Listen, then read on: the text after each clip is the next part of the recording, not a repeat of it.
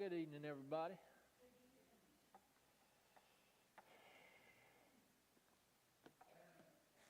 A couple things tonight before we get too far along. I'd like to talk about our services the week of the 22nd. The 22nd is on Sunday, and that's when we're having our Christmas fellowship after the morning service. I want to see what you think about, I've talked to one or two about this just to feel it out and see if it would work. But I'd like to see if you'd like to not have Sunday school that morning and have services start at 10:30, and we'll have our candlelight service, and we'll then have our lunch, and then I want to spend some time right after our lunch thanking people and telling people what other people do around here. And and then I think maybe we go home and we come back the next Sunday, because Christmas on Wednesday this year. So I want to know what you thought about that. And, just feel free to tell me what you think, okay? Okay. How many, sir? How many likes that idea? All right, it's a busy time, so we'll just plan it that way, and take care of that. Okay.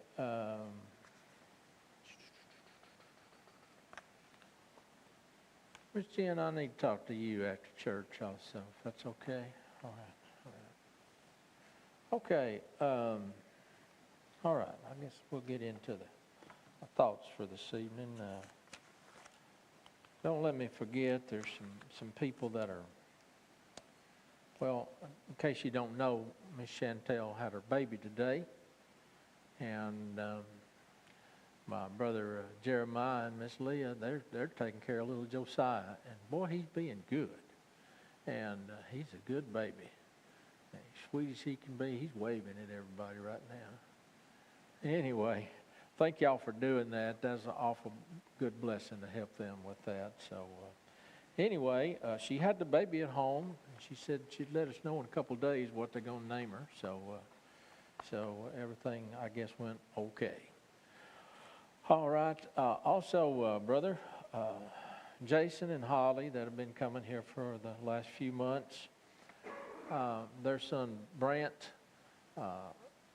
most of you probably know that he has some problems with epilepsy and that sort of thing. They're pretty serious from time to time, but she took him to the doctor today. He has some hard lumps in his breast, and that she just took him to the emergency care, and they said, no, this is not likely just a cyst or something like that. So want her to get him in to see his regular doctor and get some tests done. And he gave him some information about male breast cancer. So pray for Brant. Just pray that everything will be okay. And just pray for him. Also, Debbie's sick tonight. I wish you'd pray for her. She's been sick ever since Sunday night sometime. So appreciate you praying for her. But I'll tell you what, you should see that husband of hers. He's so good to her. The dishes are all done. I mean, the kitchen's clean, and he's really good to her. Y'all believe that? I can't tell you if it's true or not. No, I try to keep things up whenever she's not feeling good. Well, tonight, you might like to hear what I'm about to say. I'm about to say that this is the last biblical virtue we're going to talk about, okay? And I don't know how many we've done so far, probably about 15 or 16, 17, something like that. But we're going to finish up tonight with this one, and it has to do with the biblical virtue of fairness and justice.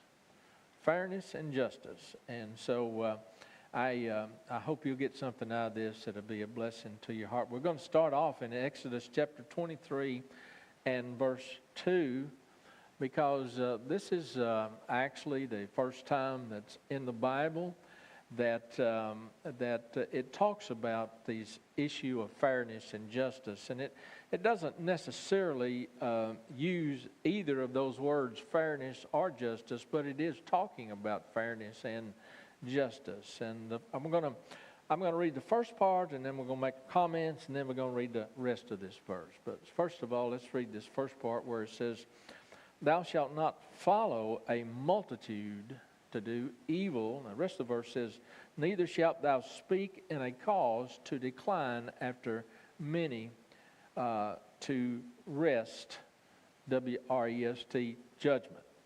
Okay, this first portion, "Thou shalt not follow a multitude to do evil." You know why, don't you? Because the majority is usually not the right group. It's usually not the group that we should be following. And I'll give you an example. Pilate said, "You want me to release unto you Jesus?" And they cried out, "Crucify him, crucify him." That's what they wanted done to Jesus. They wanted him crucified. That was the majority. That was the multitude that was saying that. So the multitude's not always right. Matter of fact, lots of times the multitude is not right. Pilate wanted to let the Lord go, but the people didn't want him to go. And so don't be careful following the crowd and following the multitude of people. And don't the crowd can sometimes lead us into doing wrong things. I give you the state of was it Minnesota, where where they were burning the cities down about 2 or 3 years ago, and all these rioting and going on, and they were rioting over some things that had happened, which they didn't even know all the details about them, but it gave them an opportunity to rise up and burn some places down and do some awful things. Well, boy, I wouldn't want to jump in with that multitude. Now there was a lot of people in those cities that were not involved in that, but there was a multitude of people that were involved in it, and it was led by a group called the BLM, and you know what that stands for. And I am not necessarily prejudiced against anybody's color of skin or anything like that, but I am prejudiced against that group of people because they're a bunch of Brother Ed, you better be careful. They're a bunch of communists is what they are. They're trying to ruin our country. And they were the multitude. And they had people coming in from all over, other places coming in to help them tear up stuff and threaten the police. And then the legislators all started defunding the police. And now there's a lot of cities crying about that because they got big troubles. And New York is one of those cities. And anyway, what I'm saying is, "Thou shalt not follow a multitude to do evil." When that's what's in their mind, don't follow them. And you say, "Brother Ed, we know that, and we're not going to do that." Well, it's like somebody asked me one time. I guess some parent asked this of somebody. Maybe they didn't ask me, but said if everybody's fixing to jump off a cliff, you're going to follow them. You're going to do what the majority's doing. Well, no, I don't think that's a good idea. I think the Lord wants us to think for ourselves, and here's what I really think. I think He wants us to seek to do what's right, to do what's just, to do what's fair, and that's what we're talking about tonight: fairness and justice. And the rest of this verse says, "Neither shalt thou speak in a cause to decline after many to wrest judgment." To go along again with the multitude to wrestle against the good judgment and try to destroy the good judgment. In other words, I think what the Lord wants us to understand in these verses is to be fair in our judgments of and assessments of situations, our judgments and assessments of people and opportunities and decisions of other people, as well as our own decisions. Now, let's give an example of this. If you're giving a testimony, be careful that you don't pervert justice by siding with the crowd just because they outnumber you. Stand up for what you believe. Stand up for what's right. I don't know how many of you know Miss Corbett used to go to our church, just a wonderful, sweet lady. She died right after we got into this building here about 22 years ago. And but her son passed away Sunday night, Bill. And there was one of his nephews, and I read it on Facebook, and he wrote about how that Bill had helped him to learn to stand on his own, to stand up for what's right and to do the right thing. And, you know, I think that's good. We all need people in our lives, particularly as we're growing up, to help us to know to stand for the right things and not be afraid to stand up, not be afraid to stand up against the majority even. And, you know, if we're not careful in this world in which we live, you and I as saints, we're going to get pushed into a corner, and if we're not careful, we're going to be afraid to take the stands that we ought to take. And so when you find yourself in a situation where you got to make a stand, the best thing to do is figure out what's fair, what's honest, what is just, and what is right, and follow that pathway, and you never go wrong. You might get persecuted for it, but you won't be in the wrong. Now, that's the first time that the Bible talks about this sort of thing, and the last time it talks about that sort of thing is in the book of Revelation, chapter 19 and verse 11, and it says, "And I saw heaven opened, and behold, a white horse, and he that sat upon him was called Faithful and True, and in righteousness he doth judge and make war." Who is that one that's called faithful and true? You know who that is. That's Jesus Christ. That's God in the flesh. I think all of us here tonight, I think we have confidence and we know that all the judgments of the Lord Jesus Christ are just, they're right, they're fair, they're always to be trusted because they're always the best judgments. Now, it talks about in righteousness he doth judge and make war. His judgments are always honest, fair, righteous, and perfect. He never judges any situation or purpose in any way that is unfair. The Lord is our example. We must pray, we must seek His face, and we must seek His words, and we must get that word into our hearts that so when we need to recall what the Bible says or what God says about something, that it will be in our hearts and in our minds. Because as we go along through life, we're going to have to make judgments. We're going to have to make some calls, one way or the other. And the best thing we can do is try to figure out what's right and do what's right. Now, the law in the day of Moses, the law stated clearly that our judgments are to be like the Lord's, that our judgments are to be righteous. This way, our judgments will not be called into question by this wicked world. It's always looking for a way to trip us up, always looking for a way to say, see there, I got you. You did that wrong, and you didn't have the right attitude, and you didn't have the right spirit. The devil's always after us on things like that, and so we need to seek to do what's righteous in our judgments so that our judgments will not be called into question by this wicked world in which we live. That verse goes on to say, "And thou shalt not respect the person of the poor, nor honor the person of the mighty, but in righteousness shalt thou judge thy neighbor." In righteousness shalt thou judge thy neighbor. You know, our feelings and our emotions is not what should guide our decisions. I've been kind of looking for me another car. And today I saw something that I hadn't seen before. And boy, I'm going to tell you, my emotions like they got the best of me. I know the dealer, and it's over here at Farmersville, and I almost went over there, but I still might. But if I'd have gone over there today, I might have just bought that thing without even really thinking about it. But that wouldn't be wise, would it? It wouldn't be wise at all. I need to use good judgment. I may not need that particular vehicle. I might need something that's cheaper, although it's not real expensive vehicle, but I still might need something that's cheaper. But anyway, if I let my feelings guide all my decisions, I'm going to get in a mess. So will you.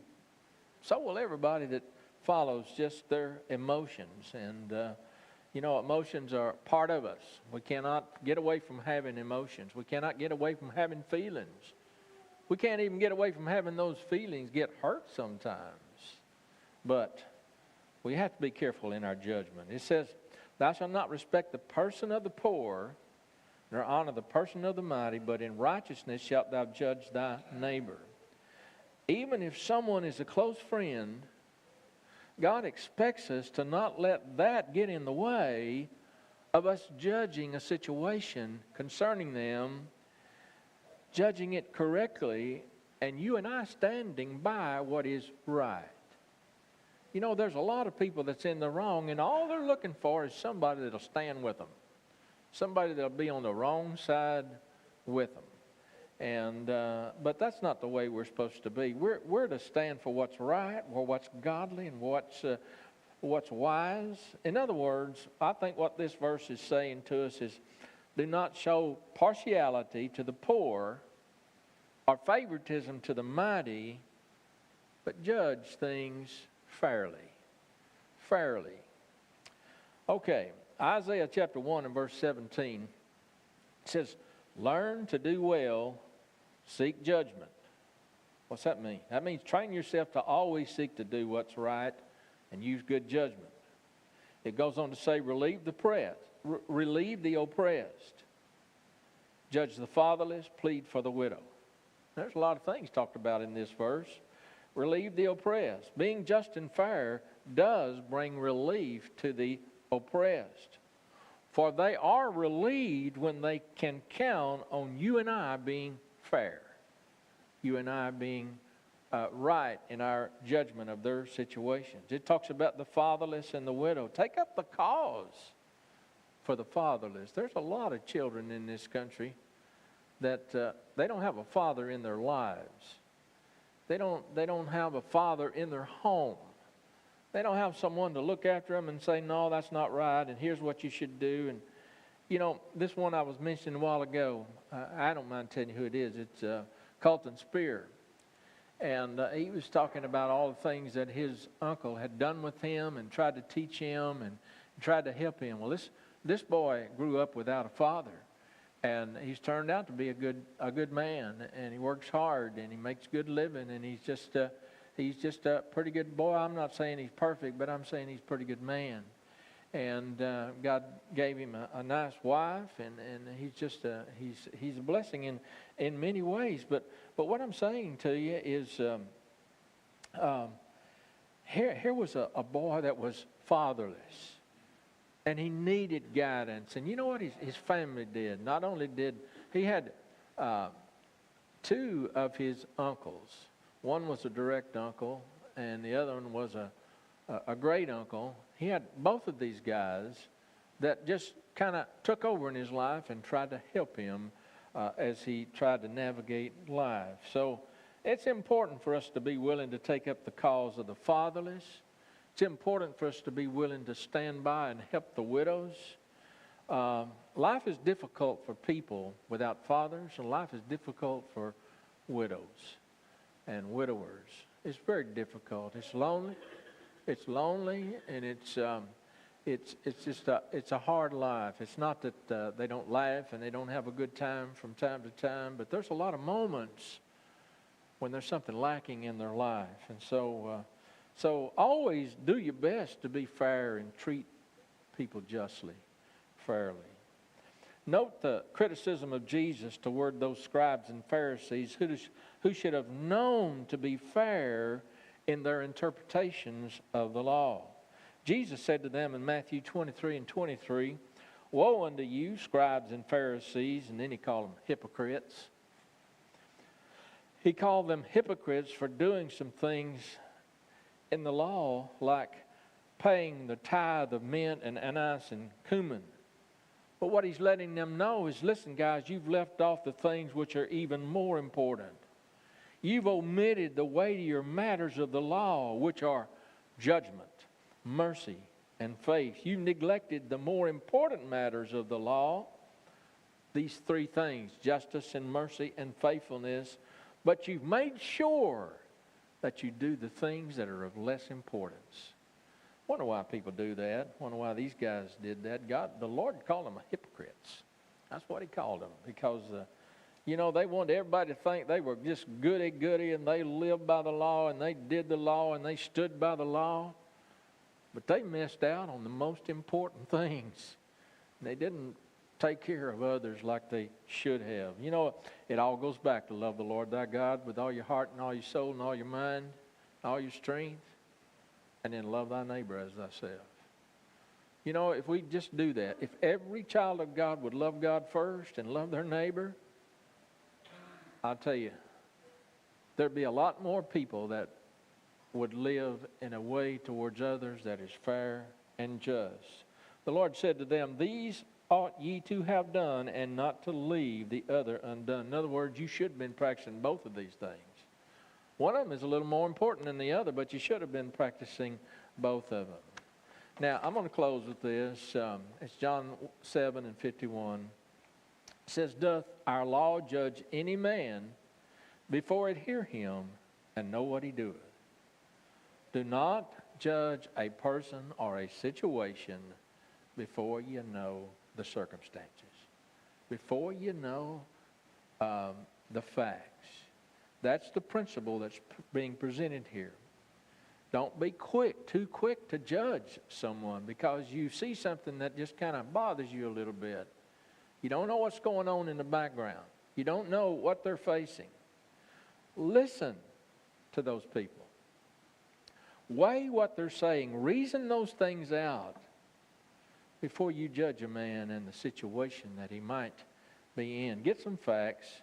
Hear what he's got to say, so you'll have some idea how to judge fairly and righteously. So, I think I've enjoyed this little Wednesday night series about all these biblical virtues, and I hope you've gotten something out of them. I know it's been a blessing for me to get ready for these lessons and study them out, and it's just really helped me a lot, and I hope you've gotten something out of it that'll help you too.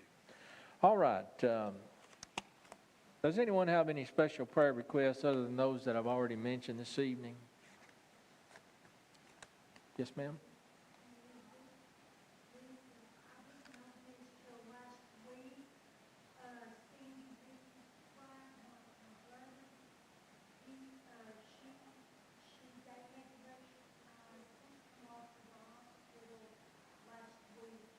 Is she all right? Okay.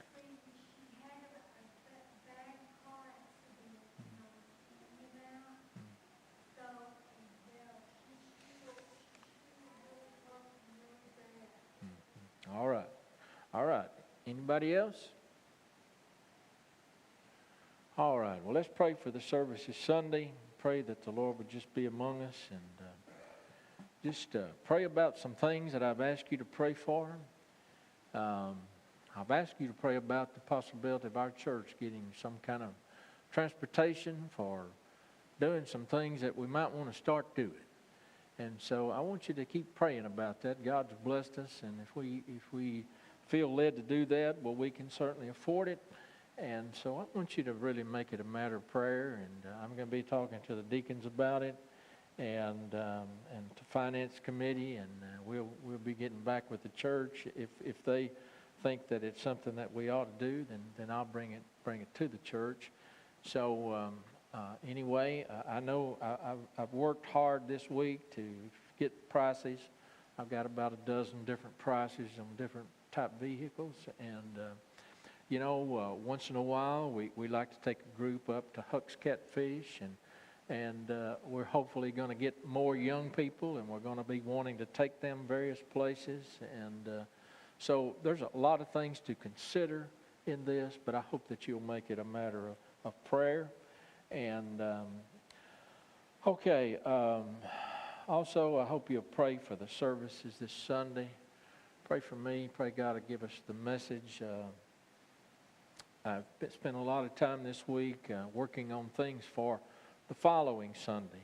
and I haven't worked much on, if any, I've worked a little bit, but not a whole lot on this Sunday. So pray for me as I try to finish getting ready for that, and for everybody that'll have a part in the services. And just pray that God would just be among us and bless in a special way. Pray for our missionaries. Pray for Brother Dennis, Miss Jolene. And pray for all the prayer requests of our church. Just one that Alice mentioned and others. Pray for Brother Jerry. He's really having a struggle. So pray for him. You know, it's been going on now for about 3 months, so he really needs our prayers. All right. Does anybody else have anything before we gather and pray? All right. Well, if you'd like to come to the altar, that's fine. If you want to sit in your seat, that's fine. If you want to pray out loud from your seat, that's fine. Just wait till you see an opportunity and then just pray from your seat. That'll be all right. But if you'd like to come to the altar, well, come on right now, okay?